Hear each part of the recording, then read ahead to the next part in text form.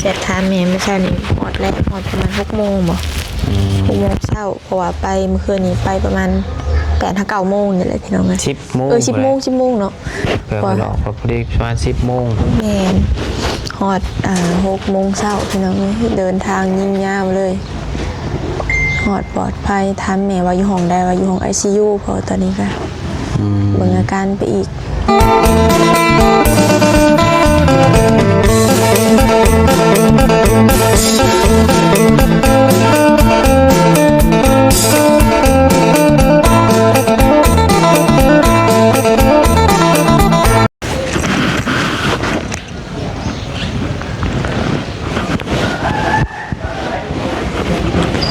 โดยกับทักทายสบายดี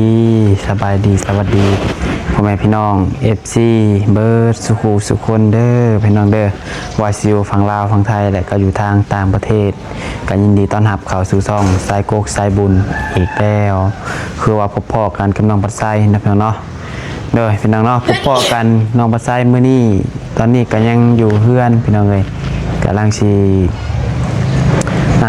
พากันออกไปเวียกไปงานอะไรแบบเนาะพาน้องเบลไปพี่น้องเพื่อนพี่น้องเลยหลังจากที่ว่าเมื่อคืนนี้ก็ไป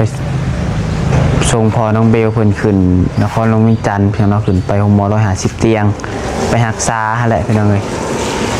ไปรักษาต่อกะจะสิเป็นอะไรเนาะกะภาวนาได้แต่ภาวนาพี่น้องเลยปฏิหารมีจริง FC ก็ถามว่าน้องปัดซ้ายยังบ่ได้ไปหาน้องน้อยน้องสายฟ้าบ่ช่วงนี้พังเบิ่งพี่น้องบางเทื่อกับมื้อนี้ค่ะว่าแล้วเวียกไวก็สิขึ้นไปว่ามันบ่ค่ำก่อนพี่น้องเอ้ยมันค่ำก็บ่ได้ขึ้นเนาะก็เป็นมื้ออื่นพุ่นซะพี่น้องเอ้ยบางทีก็ได้พังเบิ่งเนาะพี่น้องบ่มีหยังแน่นอนคือเว้าหั่นแหละเพราะว่าสิขึ้นไปหาสายฟ้านำคือกันพี่น้องจากอาหารแม่เพิ่นเบิดแล้วหรือบ่มีผู้ใหญ่เพิ่นฝากเงินมาให้พี่ซื้อให้อยู่เนาะทางเล็กเพิ่นฝากเก่าเดี๋ยวเราจังสิไปซื้อไว้เบิ่งถามทางน้องเบลก่อนนะสบายดีเด้อสบายดีเด้อเด้อบิ๊กเนาะแทงไม่ได้อยู่เป็นได้ซะทางพ่อขึ้นฮอดแล้วบ่หอดแล้วเสร็จทานแม่ไม่ใช่นี่หอดแล้วหอดประมาณ6 โมงบ่6 โมงเช้าเพราะว่าไปเมื่อคืนนี้ไปประมาณ8-9 โมงนี่แหละพี่น้องเลย10 โมง10 โมงเนาะเพื่อหลอกพอดีประมาณ10 โมงแม่นหอด6 โมงเช้าพี่น้องเดินทางยิ่งยาวเลยหอดปลอดภัยทานแม่ว่าอยู่ห้องใดว่าอยู่ห้อง ICU พอตอนนี้ก็เบิ่งอาการไปอีกยังเบิ่งอาการอยู่บ่โดยเอากระส่วนขึ้นไปอยู่บ่เบลวะเอาสิขึ้นไปเบิ่งเวียกเอาได้พูนนะฮะโดยผู้โทรมาหาเมื่อเช้านี้เซเบลว่าอาจจะฟังเบิ่งอาการพอก่อนพี่น้องเลยเพราะว่าถ้าไปเลยกะบางเถื่อยากมองอยู่นอนนะพี่น้องเลยเมืองใหญ่เนี่ยนะโฮโมคือสิใหญ่แล้วก็คนก็คือสิหลายก็เป็นบ้านเฮาอีกเนาะมันก็ยากหลายอย่างหลายแนวแต่ว่ามันก็พี่น้องเลยก็พังเบิ่งอาการว่าจักสิเป็นแนวใดเนาะเบิ่งเวียกเบิ่งงานเฮาอะไรคือน้องปัดไสก็อยู่บ้านนี่ก็กับเวียกหลายอยู่พี่น้องเนาะโดยเวียกอยู่เฮือนอยู่ซ่านก็เต็มอยู่พี่น้องเอ้ยห้องน้ำก็ยังบ่ทันแล้วยังเฮ็ดห้องน้ำใช้พอก็บัวจะเล็งให้มันแล้วก่อนแม่สิไปปาดนะพี่น้องเอ้ยยังให้ห้องน้ำแล้วก่อนแม่น้องปัดไสสิไปปาดอยู่ขอนแก่นยังไงเนาะโดยแต่ก็ยังว่าบ่ฮู้มื้อใดอันนี้ก็ได้แต่ว่าไว้ดีแหละบ่ดนพี่น้องเนาะเดือนนี้แหละพี่น้องเอ้ยแต่ก็ยังบ่ฮู้ว่าวันที่ใดเดือนวันที่ใดมื้อใดโดยมันพอดีแบบกระเทินอยู่ยากหลายอย่างหลายแนวเนาะมีแต่แนวกับพังเบิ่งคะแนนว่าเพิ่นคายเพิ่นยังก็เฮาขึ้นไปมันก็บ่ตามแล้วอยู่2-3 มื้อ4 มื้อฮู้จักก็แล้วแต่เนาะว่าใช้เวลาขึ้นไปนี่ก็ครึ่งมื้อว่าซั่นซะพี่น้องเอ้ยคะแนนว่ารถส่วนตัวได้คะแนนว่ารถเดินทางก็มันไกลเฮาก็มันหลายอย่างหลายแนวมันก็เสี่ยงช่วงนี้มันยามฝนแค่เฮานั่งรถเมล์รถยังขึ้นก็เสี่ยงต่ออันตรายมันมื่นนี่เสี่ยงต่ออันตรายพี่น้องเอ้ย มีแต่ว่าถ้าฟังเบิ่งอาการพอพี่น้องถ้าว่าเรา เราดีหรือเราโอเคกับสเปลก็บอกมาใช่ก็อาจจะได้จ้างรถเมล์ขึ้นไปพี่น้องเลยไปเยี่ยมไปยามฟังเบิ่งพี่น้องเลยฟังเบิ่ง แต่เราก็โทรถามเอานี่แหละ โดย เพราะมันไกลเด้พี่น้องเนาะถ้ามาอยากไปบอกก็อยากไปเนี่ยหนึ่งหลักๆเลยคือค่าใช้จ่ายมันก็สิเบิดไปอีกเนาะ โดย เบิ่งตัวจริงซะพี่น้องเอ้ยว่าเป็นอะไร ติด เนาะ ตามไปน้ำกันว่าเป็นอะไรต่อ พังเบิ่งก่อนพี่น้องเอ้ย โดย ไปคือตอนนี้ว่าง่ายกับเพิ่นฮอดแล้วเนาะ ฮอดแล้ว มือหมออยู่ห้องหมอ110เตียงแล้วพี่น้อง โด เอ้ย ย ดีแล้วฮอดมือหมอเลยที่แรกว่ากั้นใจยันบ่ฮอดเนาะ แม่น ว่าเพิ่นมีไข่ขึ้นพี่น้องเอ้ยมีไข่มีหยังขึ้นทางเมทาเวลเพิ่นก็ว่าเสี่ยงว่าซั่นซะเสี่ยงไปแบบทีแรกหารถมันบ่มีอันนั้นเนาะรถคัน รถคันแรกค่ะมัน สิเอาไปขึ้นคือชงขึ้นแต่ตอนเช้าว่านนี่แต่ว่ารถที่ว่าเพิ่นมาหันบ่มีอกหยัง ออกซิเทียม ออกซิเทียมคือว่าเครื่องช่วยหายใจ โดย ตัวว่านั่นน่ะเป็นยังไงว่าว่านนี่เพิ่นหายใจเองบ่ได้เนาะ โดย แล้ววันนี้พอดีรถอันนี้เพิ่นมาส่งคนอยู่ปากเซ่แต่ก็มันก็แบบมอเจาะหั่นน่ะเป็นยังไง ดีขากลับกันเลยคอสติดรถไปน้ำเลยพี่น้อง คือว่าซอยค่าน้ำมันเพิ่นหันเท่าไหร่ก็ 4 ล้านค่าน้ำมั 4ล้าน โดย ม ใส่ค่าน้ำมันเพิ่น คันว่าเพิ่นตั้งมาเอาแบบอันนั้นนี่จังว่าเป็น10บ่จักเนาะ แม่น 10ล้าน20ล้านผมบ่จักนี่แหละพี่น้องเอ้ยทุกมื้อนี่หาเงินหาคำกะเนี่ยนี่แหละมันบ่ฮู้อนาคตเฮาเนาะจังมันสิเป็นแนวใด โดยนั่งอยู่ดีๆล่มตึงก็มีเว้าบ่ได้ มันบ่ฮู้ว่าเฮาสิเป็นแนวใดมื้ออื่นมื้อฮือคือมื้อนี้นี่คืออดีตนี่เฮาฮู้อดีตนี่ โดย แม่นบ่เพิ่นอดีตบ่เมื่อวานนี่ก็เป็นอดีตเนาะ เป็นอดีต แต่อนาคตนี่เฮาบ่ฮู้พี่น้องคืออนาคตนี่มื้ออื่นนี่เฮาบ่ฮู้ว่าชีวิตเฮาสิเป็นแนวใดต่อบางเทื่อเฮาเป็นนั่นเป็นนี่คือนั่นแหละเป็นจังไงมันบ่แน่มันบ่มีหยังแน่นอนนะ แม่น คือมื้อนี้เฮามีเงินอยู่ 10,000 นี่มื้ออื่นเทื่อเฮาไปซื้อเลขมันได้10ตื้อก็มีพี่น้องเอ้ย เว้าบ่ได้ แต่มันถือกันนะกันนั่นแหละเฮาก็ใส่ชีวิตทุกมื้อให้มันมีสติพี่น้องเนาะ โดย เห็นยังไงมีสติให้ระมัดระวังอันใดพอหลีกเลี่ยงได้ก็หลีกพี่น้องไงอันใดพอประหยัดก็ประหยัดเงินคำตัวมือเดี๋ยวแหงหายากพี่น้องเนาะ น้ำมือแล้ว มันใส่ยอมแหละพี่น้องไงคือว่าแล้วมันก็เป็นช่วงเนี่ยช่วงหาได้ก็ได้อยู่ช่วงหาบ่ได้ก็บ่ได้ ดีได้ส่งบ่ได้เลย ก็สิเป็นคือกันแหละพี่น้องชีวิตคือว่าชีวิตคนเฮามันปัญหาแต่ละครอบครัวบ่คือกันบางคนก็ครอบครัวรวยอยู่แต่ว่ามันกับปัญหากหลายบางคนถึงสิบ่มีเงินบ่รวยแต่ก็บ่มีปัญหาก็มีได้มันมีหลายรูปแบบ มี เนาะ ลายรูปแบบ บางคนก็รวยแต่ว่าปัญหาหลายนั่นนี่พี่น้องเอ้ยว่าแล้วก็ฝนตกมาอีกเลย เป็นตกเลยบ่ตกบนมือฝนกะตั้งแต่เมื่อวานจนถึงมื้อนี้ อะไรช่อง3มื้อตั้งแต่มื้อน้องปัดไซมาที่2พอพี่น้อง เพิ่นว่าเขาอยู่เขาบ่บ่ได้เบิ่งพยากรณ์อากาศเลย ไปซะคือว่าสิไปไสต่อสิไป ว่าสิเอาบัตร ATM ของแม่นี่ไปให้อ้าวเพราะว่าอ้าวเราสิขึ้นไปเวียงหั่นนะ แล้วก็ไปหาซื้อดอกไฟซื้ออุปกรณ์ไฟฟ้าอะไรพี่น้องเอ้ยต่อดอกไฟออกมาอีกเพราะอันนี้เฮือนซาเบลมันหมื่นแฮงค่ะนะไปต่อมาอีกไปงานค้าอีก โอเคป้าจัดป้าเดี๋ยวไปเพื่อนอาเพิ่นก่อนไปหลังป้าเพิ่น ใกล้ๆนี่เลยพี่น้องเอ้ย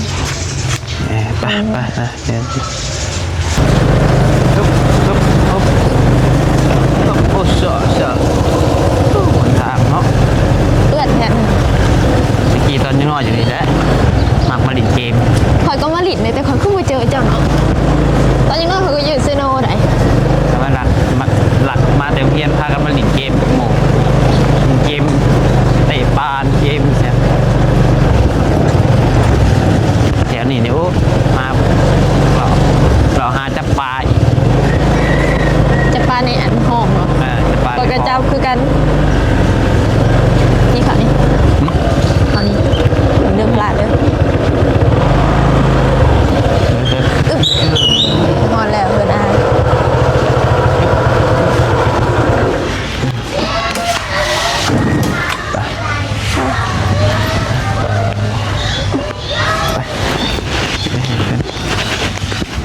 แล้วนี่โอ้สภาพรถกันเนาะ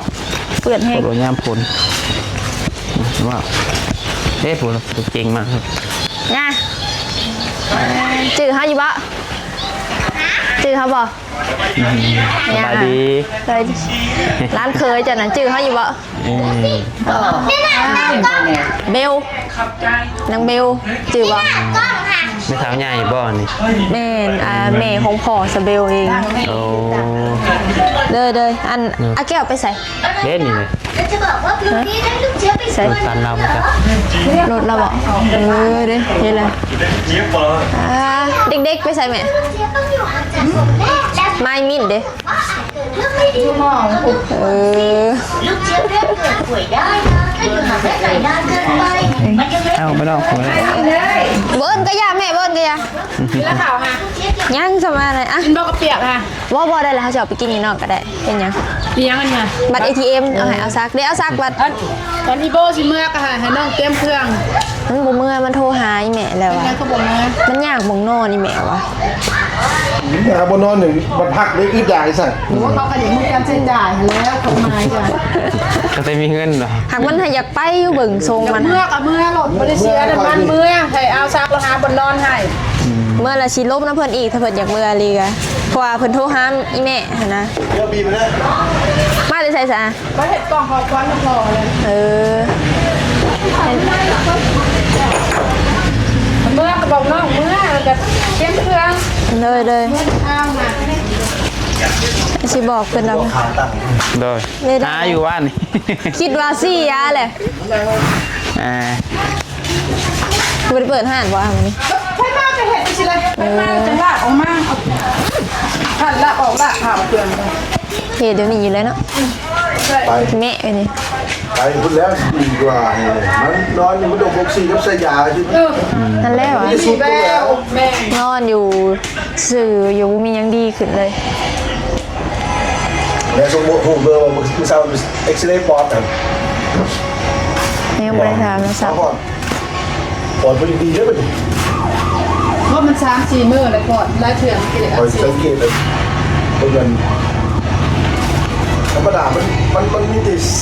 สีขาวแล้วน้ำออกมา แม่ ตัวแย่ออกมาเราดูว่าบ้านผมมันทำมีสีแดงคุณมันแต่ของนี้เนี่ยเขาไม่ ย่านแม่นอยู่เฮาก็สังเกตอยู่ว่าคือเป็นสีนี่ว่าเฮาคิดในใจเห็นนะ อยู่บนมันเป็นสีอะไรเป็นสีขาวออกมาเท่านั้นไหน เราหายใจก็คือแบบหายใจยาก ในหมอคุณแล้วในหมอคุณเขาว่าปอนมันคอยจอดไปเองอันพ่อแล้วเราเพิ่งเรียนที่อีก2-3 วันแหละมันจะท่ออันข้างๆออกใครแล้วเอาน้ำมันข้างๆ อะไรทำไมช่างเสียทำไม ดอกเตอร์ได้ว่าเลยสัก เลยเนี่ย ทำไมช่างสร้างไม่คำนี้ใส่คำศัพท์ลงไปเด้อ มีแต่บัตรแล้วเนาะเอาเราบอกไง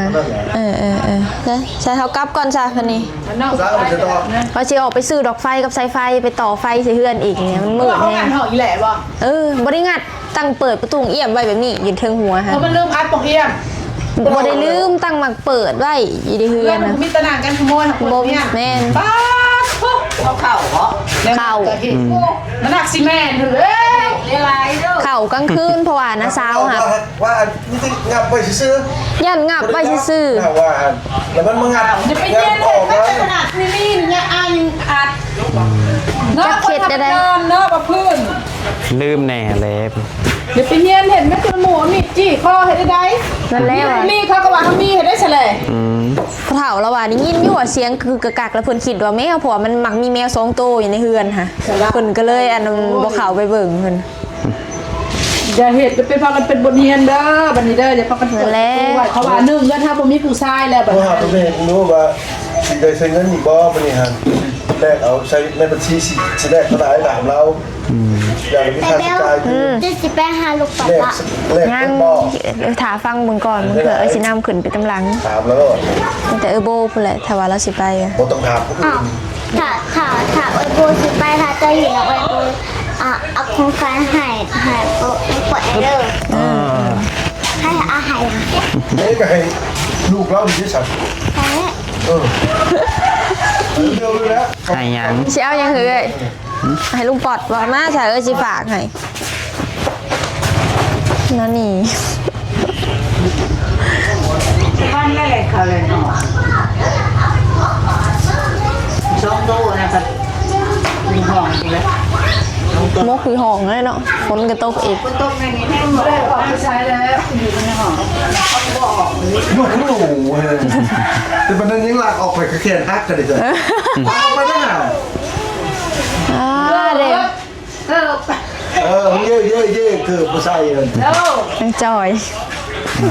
เงินยังพอใช้อยู่ ไอ้ยัง ให้ปัดน้ำ เงินยังพอ ลูกปอด บอกว่านะบอกว่าเด้อชาติสาย ควันให้ลูกปอดควันให้พอสเบล ของขวัญจากร้าน ไอ้ยังน่ะ เขียนปล่อยพรลุง หูจักควงให้ เจ้านาย ใช้เขียนอะไรนะอ่านหน่อยดู ใช่เบลเด้อกล่องของขวัญมิ่นเอาให้ เจ้าว่าคอยชิม เจ้าลุงปอด กินอ่ะ ลุงแค่ ลุงแขกเศร้าไวๆเด้อเจ้าว่ามีเจ้าว่ามิ่นเศร้าไวๆเด้อตาเฮาเว้าว่าเศร้าไวๆเด้อบ๊ายบายแม่เท่าขีดฮอดเท่าขีดฮอด มาแล้วเราไปเรียนเพื่อโอกาส อีก2อันไม่ก็ยังรู้นี่ก็มิ่นเห็นหายก็มาเกี่ยว เพราะว่าหัวหน้าที่ก็เป็นล้มแล้ววันนึงอ่ะจะได้เงินแล้วล้าน ยัง เอาที่วัดกันล้ม ยังไม่เช้านอน ได้ได้ที่มีระยะกันรายงานตู้กระถางว่าคน150เตียงแล้วนะเอามาเต็มมุกแล้วเอาไป150เตียงวันนี้ เบิ่งอาศัยบ่หลดไว้ ปลอดภัยแล้วเนาะขึ้นแล้ว ไป หน่อยมาเลยจะไปห้องเด้อ ไปมุกก่อนหาคืนแล้วสูงค่าใช้จ่ายพอไหวเลยกลับขึ้นมากลับขึ้นมาแล้วเอาขึ้นไป150เตียงมันขึ้นนี่แล้วเอาไปแล้ว กินข้าวบ่ ค่าใช้จ่ายมันแพง สถานเดียวไปกินข้าวก่อน การดูร่วม บ่นั่นแหละถ้าสิออกไปนะซื้อเครื่อง คนตกเนาะโอ้ยตกดินลงเรื่อยรายวันบ่เว้นว่าคนเท้าเที่ยงเบียกเพื่อนหลายเทศแต่กี่ต้ม เพราะว่าเขาสิเป็นไข่เลยว่าคนเบิ่งโอ้คนหลายเลย คนเยอะ มันเยอะมากเลย ไปใช่ปะ เราจะไปกินข้าวที่ไหน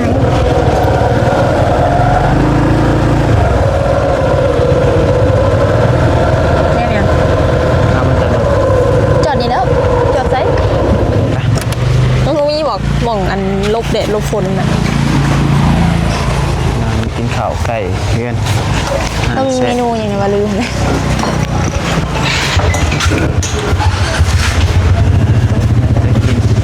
ขนาดข้างในเลย นะโอ้ย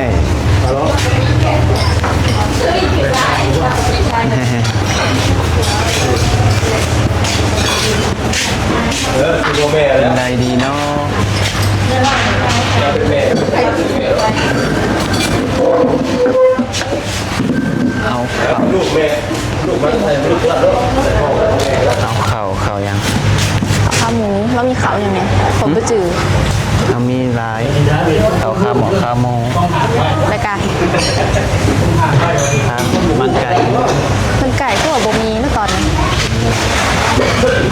อยากมันไก่ด้วยตอนนั้น เอาข้าวหมูเอาข้าวหมู เนี่ยพูดกันแล้วเนาะที่คนเนาะ จะเอาอย่าง ที่มีเมนูเมนูเขามีอย่างเนี่ย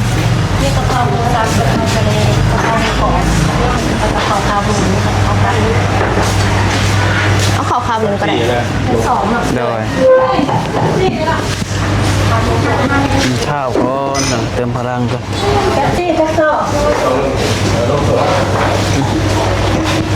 งานพี่น้องเบายาวด้วยนี่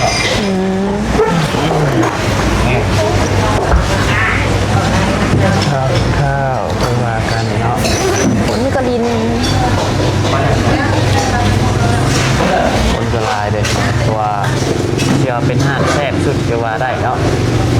พอเป็นขายดีนะหน่อยประมาณเที่ยงก็เบิดแหละ แมนฮันหลับเซนู ห้างหลักเซโน ผู้บางคนอยู่เซนูเขายังบ่หูซ้ ใกล้กับเพื่อนน้องมาไส้นี่แหละ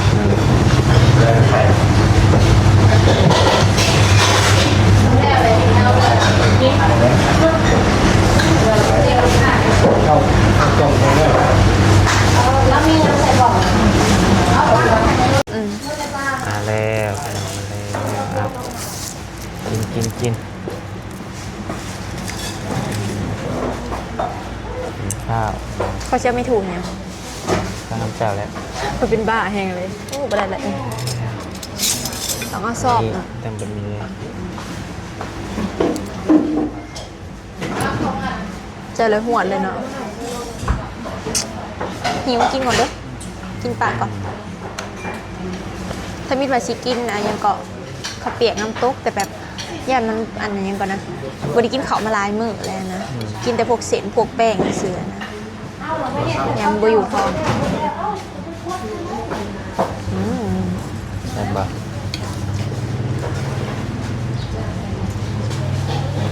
อยากมากินเวลาเก็บแห้งไว้สู่เวียกสู่งานต่อมากับการใช้ชีวิตไปสำหรับพี่น้องมีแต่ว่าสำหรับคลิปนี้ทางของปัจจัยก็ขอจบคลิปปิดคลิปไว้เพียงเท่านี้กันเด้อขอบคุณทางพ่อแม่พี่น้องหลายๆ FC ทุกคนที่เข้ามารับชมและเป็นกำลังใจทางเฮาทั้งสองเนาะเดี๋ยวทำไปสู่ต่อไปพี่น้องเลยไปเดี๋ยวจังหวะกันใหม่เนาะสำหรับคลิปนี้ไปแล้วสบายดี